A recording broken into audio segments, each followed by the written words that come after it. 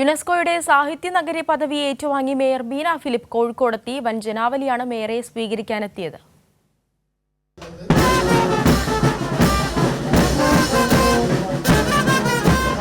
യുനെസ്കോയുടെ സാഹിത്യ നഗരം പദവി ഏറ്റുവാങ്ങി ബ്രാഗയിൽ നിന്നും തിരിച്ചെത്തിയ കോഴിക്കോട് മേയർക്ക് കോർപ്പറേഷൻ പൗരാവലി സ്വീകരണം നൽകി. യുനെസ്കോ തെരഞ്ഞെടുത്ത ഇന്ത്യയിലെ 2 നഗരങ്ങളിൽ കോഴിക്കോട് സാഹിത്യ നഗരം പദവിയിലേക്ക് ഉയർന്നതിന്റെ അഭിമാന നിമിഷങ്ങളായിരുന്നു ബ്രാഗയിൽ നിന്നുള്ള പുരസ്കാര ലബ്ധി. ബ്രാഗയിലെ അനുഭവങ്ങൾ മേയർ പങ്കുവച്ചു. അഭിമാനത്തോടെ ചിലവഴിച്ച ദിവസങ്ങളായിരുന്നു. വാസ്തവത്തിൽ അവിടെ ഒന്നിൽ മാത്രം നമ്മൾ പിന്നിലായിപ്പോയി.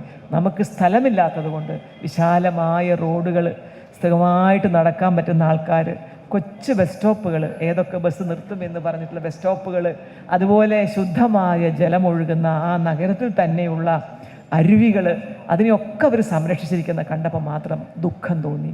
ബ്രാഗയിൽ അവതരിപ്പിച്ച മാതൃകകൾ ഇവിടെ നടപ്പിലാക്കണമെന്നാണ് ആഗ്രഹമെന്നും മേയർ പറഞ്ഞു.